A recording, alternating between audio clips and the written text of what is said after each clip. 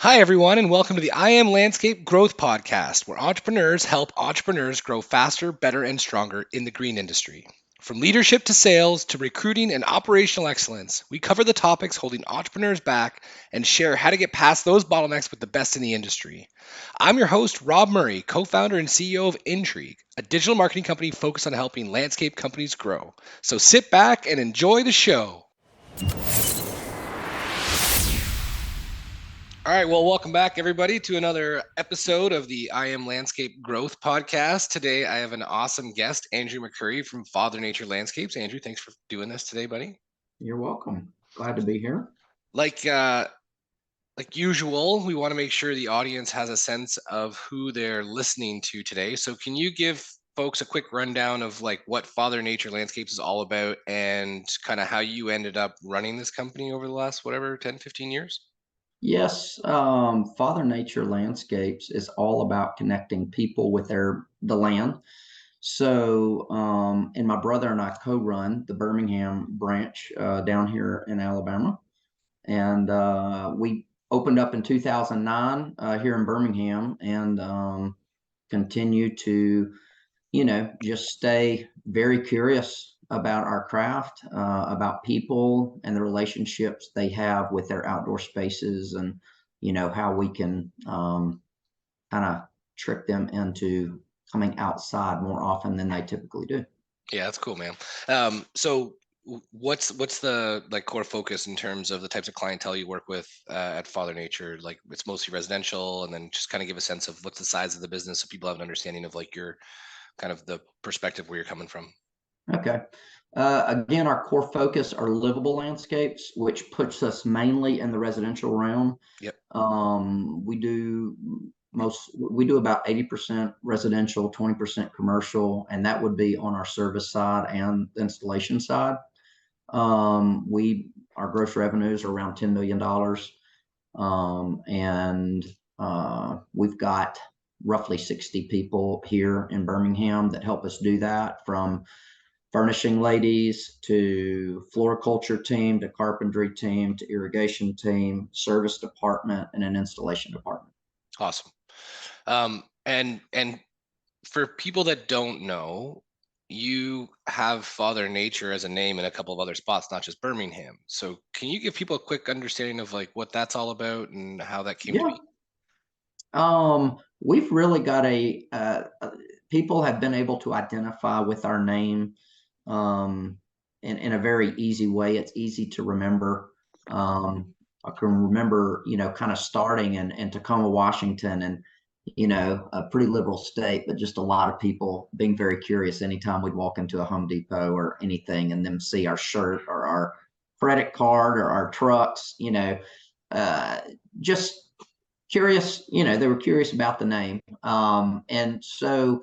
Some of the people that I've worked with in the past just wanted to either open or run their own landscape businesses. And we kind of had a thing that was working.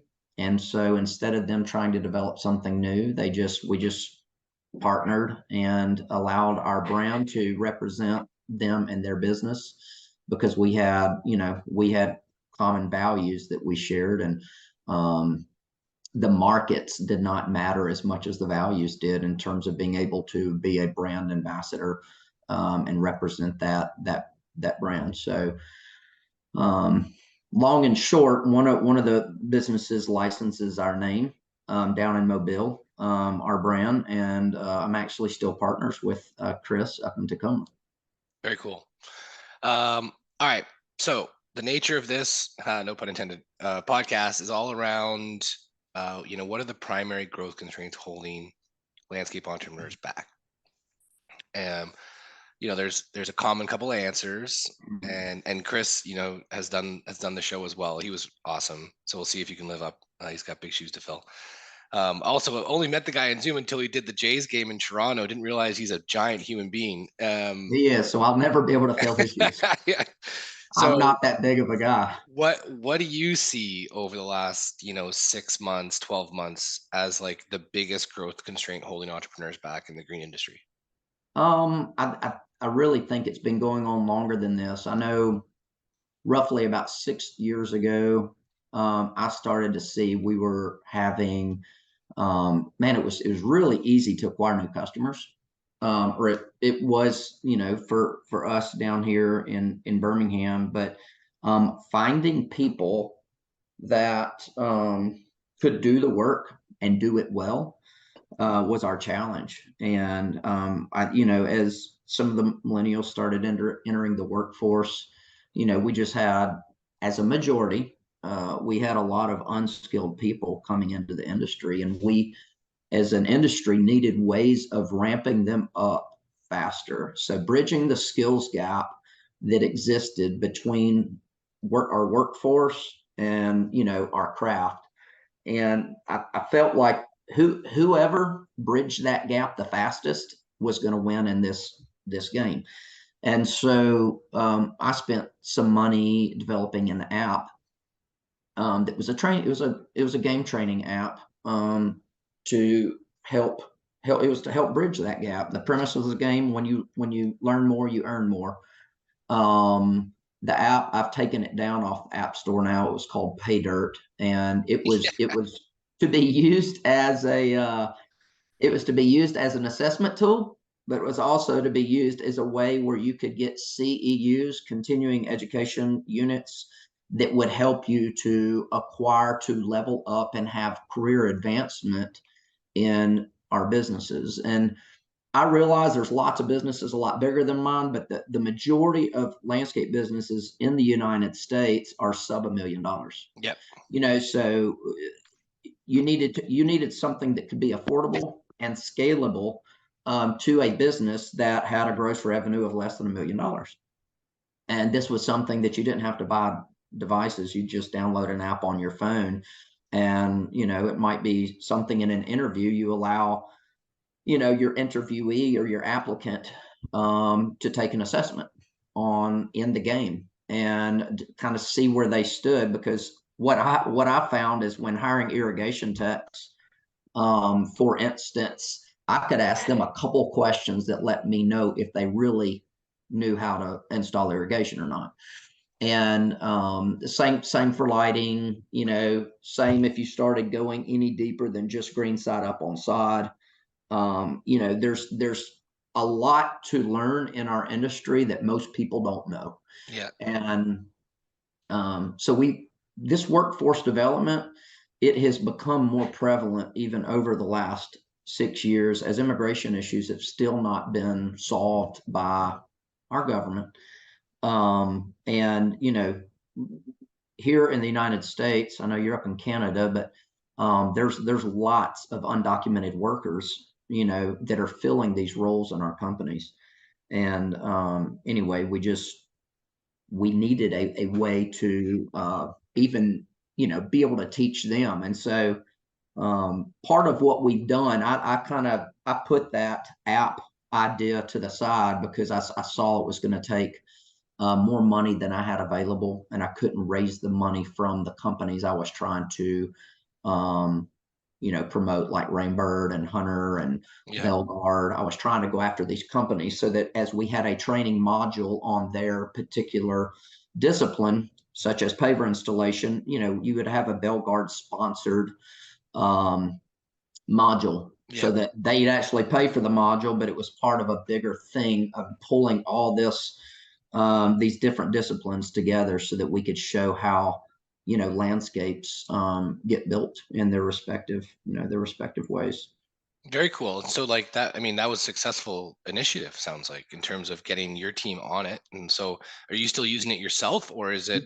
No, we essentially are, and I actually did this personally, because my brother at that point didn't want to partner with me, because it was going to be a deep pocket investment. Yeah, no doubt. And so I think I ended up putting about $55,000 into it, and got a prototype built to try to use the prototype to then go pitch. And it's one of those things that it's like, as most of the owners, or even people that are in the landscape trade know today, like, carving out time to do the important things is that's what's holding us all back, because we're not doing enough of that. Ooh. And go ahead. No, we'll come back to that one in a second. I'll make a note right here. Okay. Well, I'm just, there's only so many important things that you can, tackle in any given point in time, because most of our days are filled with urgent things. And it's the urgency that, hey, I need sod, or hey, I got a flat, or hey, da, da, da, da. All these things, we could go on and on. That's what fills the majority of the business owner's day. And when you can hire someone to take care of the majority of those urgent things, it's then that you can start working on the important things, which only can work on, because not everybody in my business can work on what I'm classifying as the important things, which helps take the vision and the whole company forward.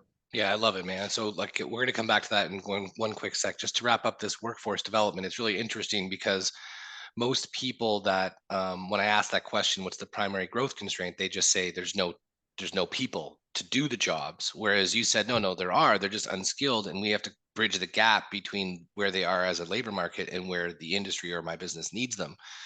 And so you've put a lot of focus and attention on training and development.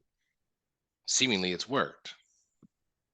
And right now you've got a crew. It's awesome. You've licensed the business into a couple of different spots, Mobile, Tacoma, and now you even got time to look at developing an app and pitching it. Not to say you're going to go do that, but like, it does illustrate the point of view that I think you're getting to right now, where you can carve out time once you develop your people.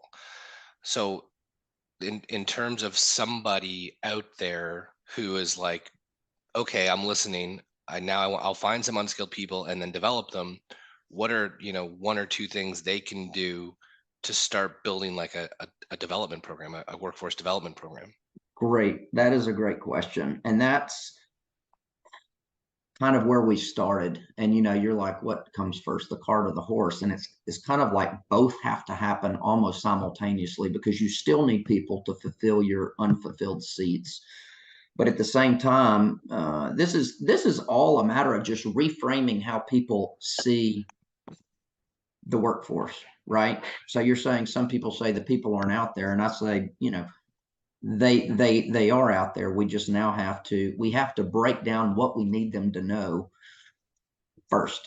All right. And if we're talking about entry level people, and let's just say entry level, we're going to use just a number like $15 an hour. Like, well, what is that person capable of? Well, at $15, you need to be able to, show up to work on time, Yeah. dress appropriately, be kind, be curious, be coachable.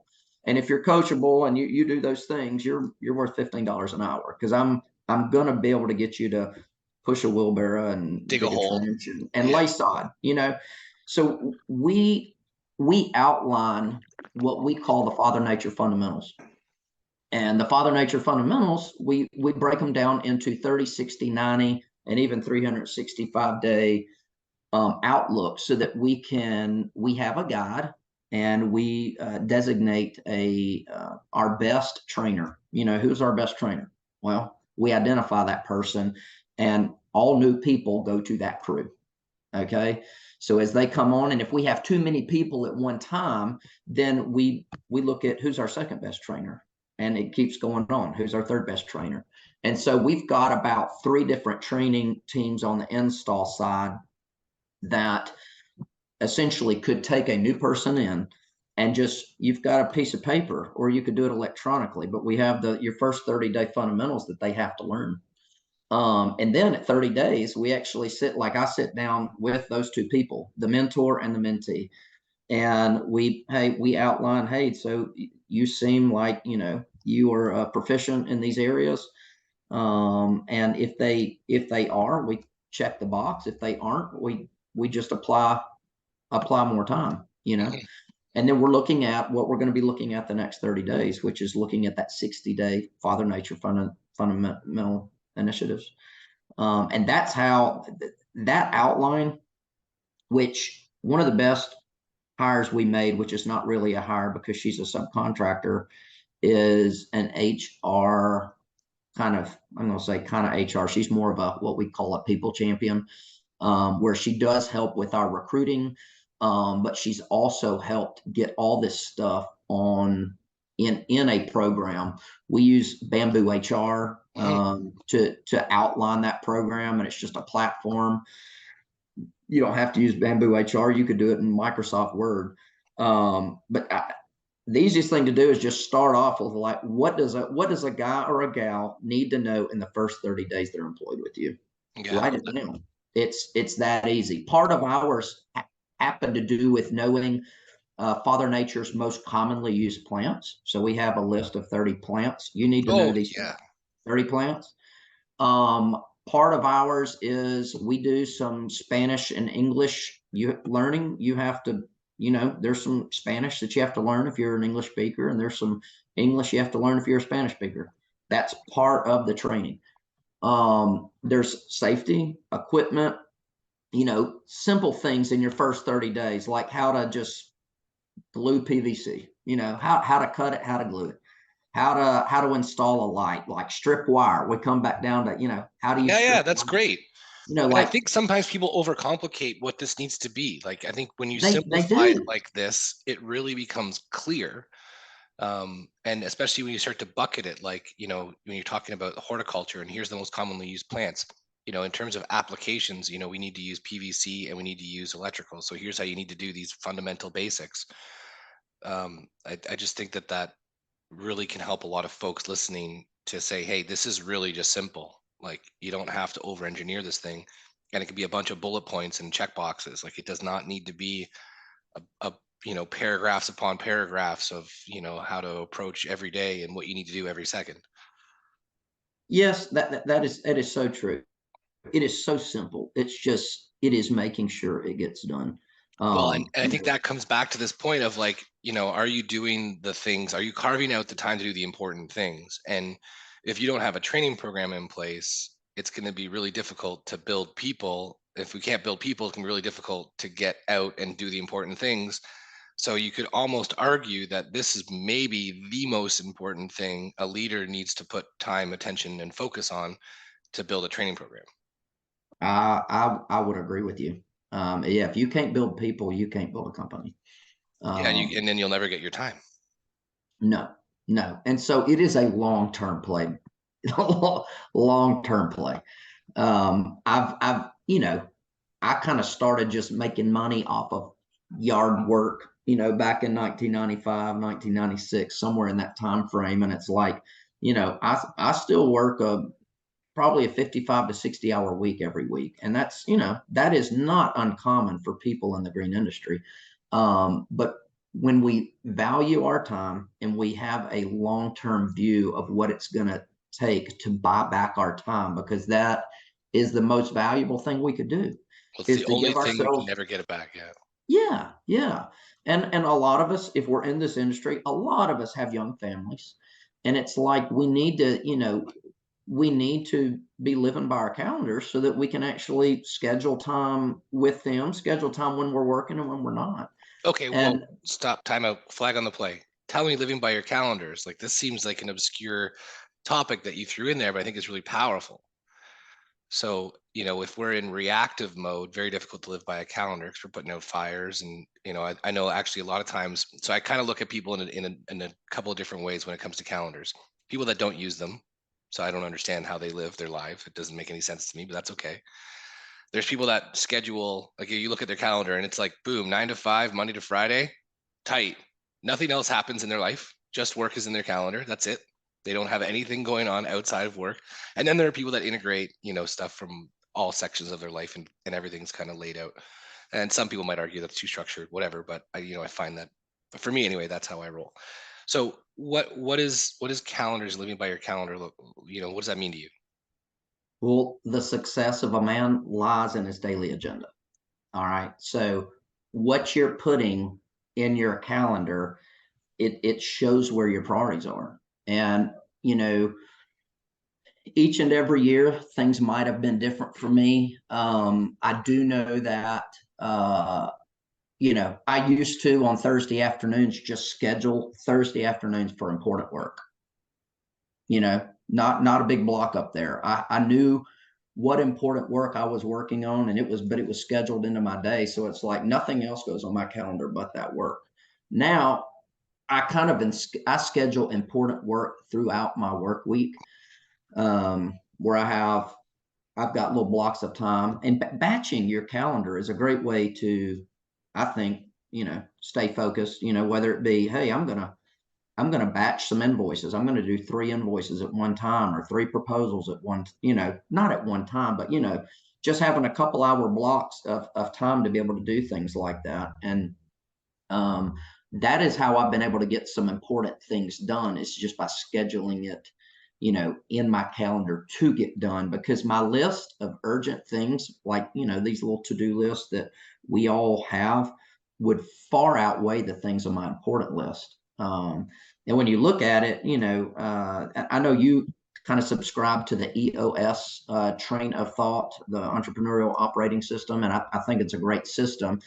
And essentially, just some basics is just having some initiatives, or what they call rocks, and focusing on maybe 1, 2, or 3 in a set period of time.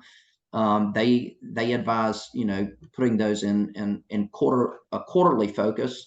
And like, if you just get 1, 2, or 3 important things done per quarter, like, you are going to be building a very solid, company, and doing important things. And it's those are the hardest things to schedule time for, though, because there is no sense of urgency, because they could happen or they could not happen, and nobody will ever know.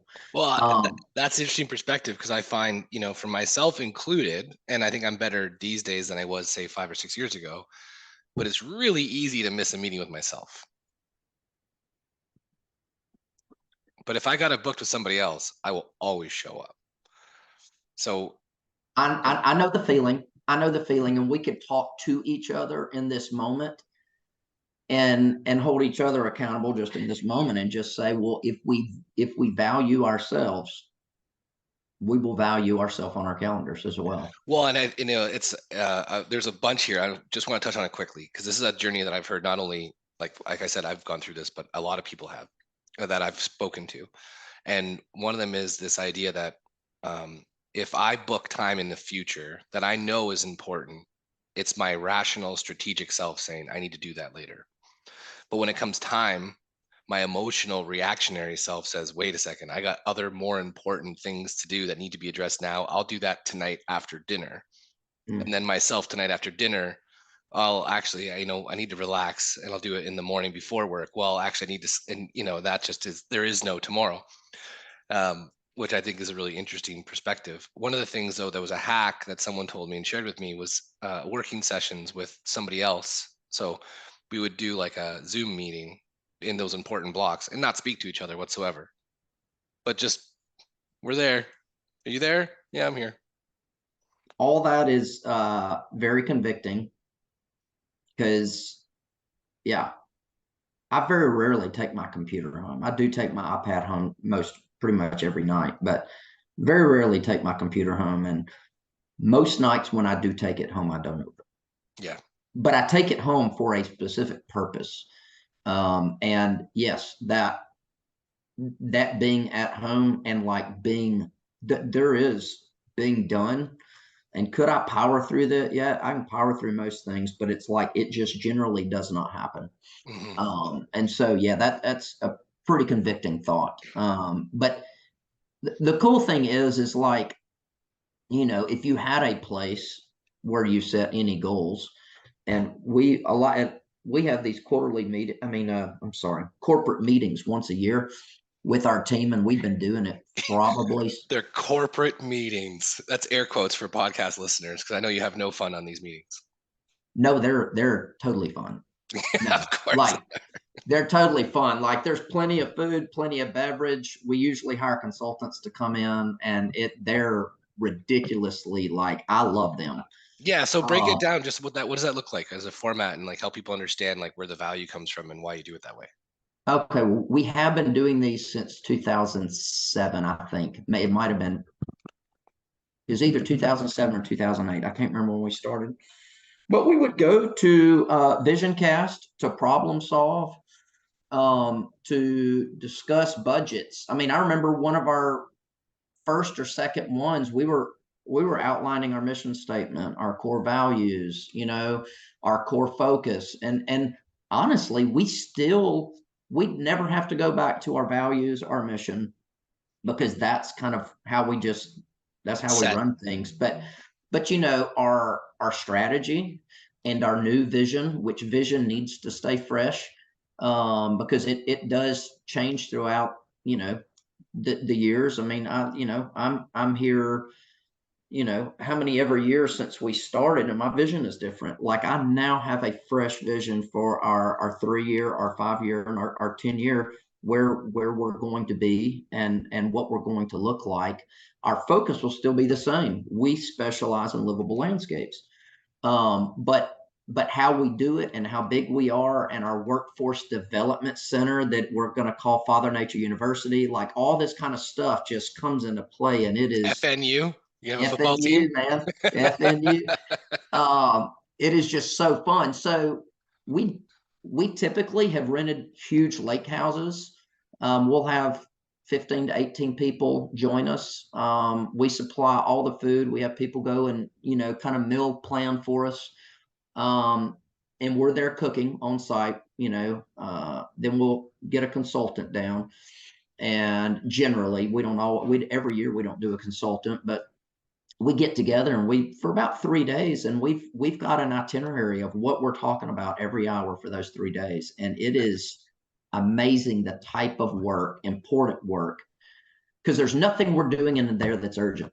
You know, you got to put your phones away. We're here to do important work, and the important work is, you know, strategizing and you know, laying that vision out for our people so that we can go back and just infect the whole, you know, thread of our people. And that's, I mean, that in a nutshell is what it looks like. And everybody looks forward to doing it.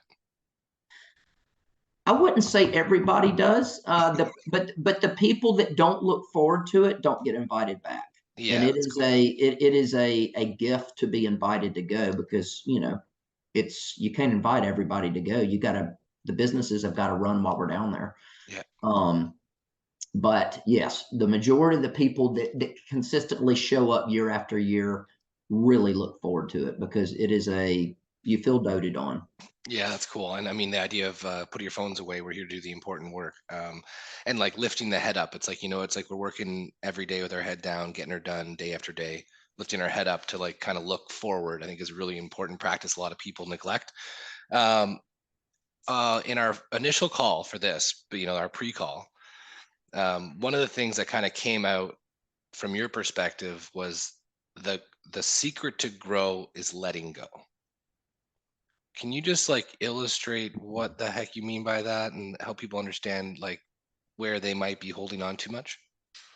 Um, I see it all the time in companies that have not, you know, changed their revenues by, let's say, more than 15% in a year. And it's, you know, I've got lots of um, friends in business that might ask me questions, you know, about how to do this or how to do that or whatever. But they have too much of a control thing going on to where they can't back away from the day to day.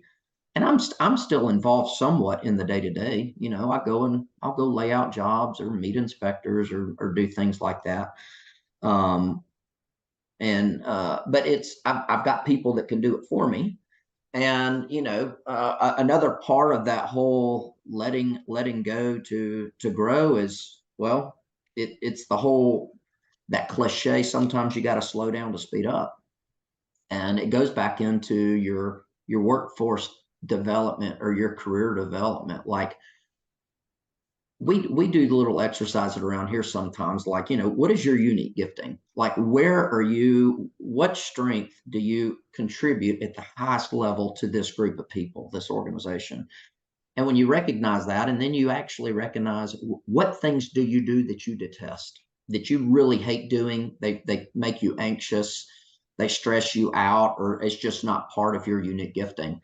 You know, when we know those things, we can then hire people that can take those off of a lot of people's plates. You know, Yeah. it might be someone like an executive assistant, you know, that takes things off of mine and my brother's plate, or it could be someone like a project manager. We have some designers here, um, or one in particular I'm thinking of that he's a landscape architect and he is amazing, but he does not like project management. Right. So we hired him a project manager. And it is, allowing him to really stay in his sweet spot. And Which when is you high operate, value too, right? Like, it's yes, really important people understand, like, this isn't about just like appeasing people and their wishes to do the work they want no, to do. It's about identifying where the value contribution comes from and where people love to put the value in. that is correct.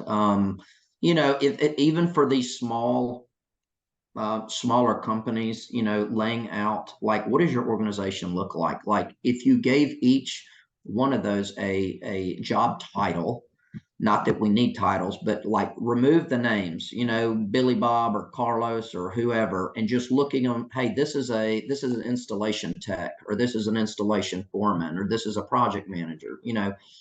Laying that out is really helpful because then you can see like what is the next person I need to hire to grow, or for these larger, businesses, what are the next three people I need to grow?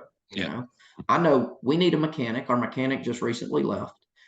We just got our new office manager, which that is great to hold that seat because that seat had been revolving for a little while. We need another salesperson, and we need a property manager, which is on the service side. So being able to kind of know like who are you recruiting for, is very strategic, because you don't just need another warm body coming through the door that you don't know where they're going to sit, you Yeah. know, on your team. Very cool. So one of the things that's been kind of a common thread in the conversation is this, having the time, carving the time out, building the people so that you can elevate yourself, and back away from the day to day. For folks that are trying to figure out what the important thing is, it it can be difficult. It's like, there's 10 different things all the time. There's, we're trying to grow, we got to pay payroll, we got to hire, recruit, train, we got to sell, we got to do the work. As a leader, entrepreneur, how do I know what to prioritize? Like, what would you give people in terms of your experience growing the business, where they should be looking to prioritize their time? What is the most important from your perspective? I think a fun exercise would be to brainstorm some important things, and it shouldn't be hard for anybody to come up with 10 things like within 30 minutes, especially once you get on the track. It might be things like, um, hey, I need to, just start off with creating some structure or organization, to your yard space. It might be, hey, I need to paint, parking lot stripes so that everybody knows, and we aren't, if we're running out of room, I need everybody to park in a certain spot. So that might be one thing. Or it might be, hey, I'm going to develop or write down the things that I want someone to learn how to do in their first 30 days working in my business. That would be very important work. So that just being something. And then, the way to choose, you can't do 10 at once. And if you don't see how you could add another hour to your day, start with 20 minutes or 30 minutes. And that is either, maybe it's you go in a little bit earlier on a Tuesday or stay a little bit later on a Wednesday, or somehow you just carve out to do some important work during part of your lunch, which most landscapers don't really schedule time for lunch. They just kind of eat in a Plow truck, through. or, Yeah. yeah, they plow through. Um, but I would identify just 10 areas that you could do important work in on your business. And the one that I'd start on is the one that is going to provide the most return with the least amount of resistance. And that is so that you can get the ball rolling in the right way. If the one that provides the most return actually has the most resistance, it means it's going to take you the most time or the most money to get that done. And that might not be the one to start with. So I'd look at Right. some That's your lowest hanging fruit. Let's get one, let's mark it off the list, and let's schedule that for this Q4 of 2023. And then you could easily go ahead and lay out one initiative for each quarter in 2024. And by the end of the year, you've done some really good work. yeah. I mean, like, and to bring it into a frame of reference, that idea of like writing out, okay, I need to hire these two people. What are the things I need to learn in the first 30 days for each of those roles versus we need to move locations, like that, they're both important and they both going to bring a lot of return. But to your point, trying to contrast them with the resistance piece, I think is a really important context. So what's something important from your perspective? Like, what are you working on these days? I'm, uh, we just interviewed someone to help us with our workforce development because we're ready to take ours to the next level. Um, and currently, you come in Monday morning, there's a safety meeting at 6:30, might last 10 or 12 minutes. We go over any kind of shop talk or housekeeping, but it starts off with safety. And then Tuesday mornings is when we adopted Jim Palucha's working smarter training session, and we just still call it that, even though we teach on different things every week. And so the guys this morning, we had done breakout sessions. Everybody had identified 10 areas of waste that they see within the company, and they picked one to work on this quarter that they would commit to just reducing waste in the company. So after we wrapped that up this morning, we went over just some commonly purchased supplies and how we see it get out of hand when we see some of these supplies in the dumpsters or trash cans around here. And it could be something as simple as a sod staple. Guys don't realize that those are 13 cents a piece, or a zip tie, Right. which are 11 cents a piece. But again, when there's accumulated supplies that we continue to purchase because they're consumables, goes into waste. I just wanted to remind everyone what this stuff looks like, because you can pull $100 out of the trash can in a minute, and I don't want to go dumpster diving for that stuff. Yeah. Like, what I do want to do is write y'all bonus checks, and the only way I'm going to do it is if you allow us a margin. So let's stop wasting and let's start creating margin. Well, and I Um, mean, it's really cool because really what I just heard in the things that you're working on, which are important, are safety and training and people. And I think that's something that everybody can use, that lens of like trying to figure out where to prioritize time. We have to own the idea of it's our job as leaders to develop our people. And I think that's a really, really cool point. So switching gears completely, working your butt off, since 2000, well, since 96, whatever, started this company 2006. It's been, whatever, call it 13, 14, 15, 20 years, whatever, in the industry, entrepreneurs. I find a lot of times we're talking to people, they have a hard time having like something to do outside of work. It's just all they do, work, work, work, work, work. When they're not working, they completely shut off, but they're not really doing anything else. Like, what are you doing as a leader to keep yourself, like, to find that joy, to keep yourself going? Like, what's it all? It's got to be, all this work's got to be worth it for a reason. What kind of things is Andrew doing to make it so that you can just be like, yeah, this is a good week. This is worth it. okay, well, I'll tell you about this weekend, but I'm going to start off with, like, man, you got to get your heart right. If your heart is not right, your head's not right. And if your head's not right, like, there is a lot of, it's kind of sad because there's been a lot of mental illness that I have heard about through, I think there's a funeral today. I went to one 2 weeks ago.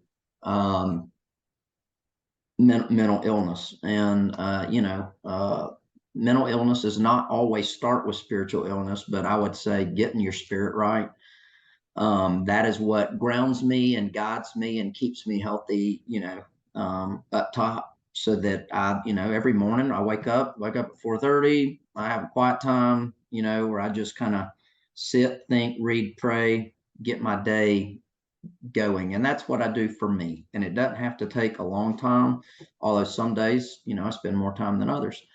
Another thing that I started doing about 6 years ago was like working out again. I had let myself go and just, had decent genetics and just always felt strong, even though there was a 15-year period of my life I was out of the gym. And going back to the gym has done a ton for being able to get, just some of the kind of stress, a way to just get it out of me, just leaning into things that are hard, leaning into things that are heavy. I've really enjoyed that. And then, when I look at a weekend, we just had like one of our first fall weekends here in Alabama. And man, people in the South are on cloud nine when the temperature and humidity breaks. Right. And so I started my day, by going on a road ride with my son. I got into road cycling a couple years ago, and that is a way to trick me into doing cardio because I hate doing cardio, but I enjoy road riding. And then I took my kids. We went looking for buckeyes. So we went hiking with my dog. And buckeye season, they're dropping right now. We have not the tree kind of buckeyes, which a lot of people up north have. We have the shrub form of buckeyes. And there's something like, even my daughter, who does not like doing stuff like that typically, she took her first buckeye off of a buckeye bush, and she just like, that is so satisfying. And there, That's so great. yeah, but there's something about the life that is contained in that nut that is, you can almost feel it. And when the wind's blowing and there's a Christmas in the air, crispness, and the leaves are changing and you're there collecting buckeyes. It's just, there's something magical about a day like that. My phone doesn't typically ring on Saturdays, and it's probably because I have trained people not to call me on Saturdays, because I don't answer my phone on Saturdays or Sundays, and it's like that would have ruined the experience for me. But if your phone does ring on Saturdays and you feel like you have to answer those calls, that's your prerogative. But for me, the phone is kind of a little bit anxiety on the weekend. So I might put it on do not disturb Mhm. and take it with me for, if I need to call out or if I, need to take pictures or something like that. But protecting yourself from your phone, and your emails. Like I very rarely check emails on the weekend. And So, I and just, was there a time where you used to? oh yeah. So Oh what yeah. what shifted? When I started prioritizing my life over the needs of people. And I think if you don't respect yourself enough, people are never going to respect you. So you have to start by taking care of yourself and respecting yourself and valuing your time. And when you do those things, the world just tends to value you as well. Yes. If you answer your phone 24 hours a day, 7 days a week, like people they don't care about your life unless you care about your life. And so I care about my life. My life is more than just being a business owner. I'm a husband, I'm a father, I'm a friend, I'm a brother, I'm a lot of things. And it is very easy to get lost in the identity of being a business owner, Yeah. um, because the business has serious needs. Like it needs you, no doubt about it, and you need to feed it what it needs. But you can do so Monday through Friday from whenever your work hours are. Yeah, that's cool. Um, So, in terms of your journey of building this business to where it's at today, as we're wrapping up this episode, what would you recommend as a resource for people? Like whether it's a speaker, an author, a podcast, just a resource. Is there somebody that you kind of have drawn inspiration from, or some valuable insights? mm, lots, Yeah, lots. so I'm going not to keep it top, just like simple. one or two. Keep it simple. I would say read Michael Gerber's book, The E-Myth. I would highly recommend that book. There's even an E-Myth For landscape landscaper. contractors that's Yeah, been co-written with Tony Bass, and that is great too. I started with the E-Myth Revisited, Michael Gerber's that was version, my and first one I too. did read the landscape contractor version, and Tony did a great job with him on that. And then, for people, uh, Patrick Lencioni is one of the best writers on just health and Team dynamic. building teams and hiring people. And There's my two I'd say I'd start with, but you and I could have a several hour conversation because I am relative to most landscapers. I'm well read. I started reading out of college, and it just I loved it once college was over. I guess because you Yeah, kind of, I don't know why. Um, but anyway, that's what I would leave that's people really with. cool. Yeah. So Gerber, E-Myth Revisited, and Patrick Lencioni. I mean, Five Dysfunctions of a Team. We're reading right now as a group. It's amazing. I think to your point too, it's really cool. Both of those are parables, like the way they write. They're all story based, so you get to like kind of learn the lessons with the characters as they're going through them, which I think is a really cool way to write. My management team yesterday just finished the Oz Principle, which is it is a book based on Dorothy. What is it? Dorothy the Tin Man, the Scarecrow, the Lion. That thing Yeah, yeah. is it's a book on accountability and for larger companies. It was probably one of the best books we've read as a management team. The Oz Um, Principle. I haven't even heard of that one. Man, phenomenal book, phenomenal book. We're our next book, we're getting into customer service and hospitality with one of the hotel, guys. But the Oz Is it Principle Ritz was Carlton, ladies and gentlemen, serving ladies and gentlemen? That's a really good one. um I thought I had it on my desk here. No, it's I can't it's something about exceptional service or with who's the Schultz guy? The Ritz, is it Ritz Carlton, the Schultz guy? Yeah, it's there's a couple of them though. Hold on, the new gold standard. That's not it. No. Um,